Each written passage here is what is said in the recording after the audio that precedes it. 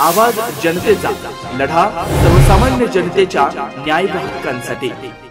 गेल्या अनेक दिवस प्रतीक्षेत असलेल्या साहित्यरत्न अण्णाभाऊ साठे यांच्या पूर्णाकृती पुतळ्याचं अनावरण उद्या सोमवार दिनांक 7 ऑक्टोबर रोजी होत आहे। माजी खासदार सदाशिवराव लोखंडे यांनी शिर्डी लोकसभेचं प्रतिनिधित्व करत असताना कोपरगावसह राहता तालुक्यात विविध विकास कामांना प्राधान्य दिलं। मात्र कोपरगाव येथे होत असलेल्या या कार्यक्रम पत्रिकेत त्यांचं नाव जाणून बुजून टाळल्याचा आरोप करत कोपरगाव शहर व तालुका शिवसेनेने मोठी नाराजी व्यक्त केली। पालकमंत्री राधाकृष्ण विखे व कोपरगावचे आमदार आशुतोष काळे महायुतीचा धर्म पाळत नसतील तर याची किंमत त्यांना येणाऱ्या विधानसभेच्या निवडणुकीत मोजावी लागेल असा इशारा शिवसेना उपजिल्हा प्रमुख बाळासाहेब रहाणे, शिवसेना तालुका प्रमुख रावसाहेब थोरात व संजय गोरसळे यांनी दिला।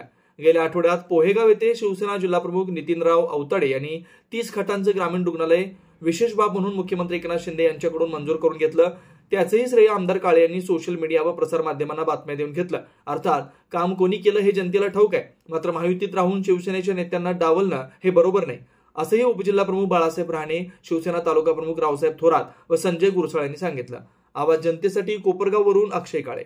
नवनवीन घडामोडी आणि सत्य बातमी पाहण्यासाठी आजच आमच्या YouTube चॅनलला सबस्क्राइब करा, शेअर करा आणि लाईक नक्की करा।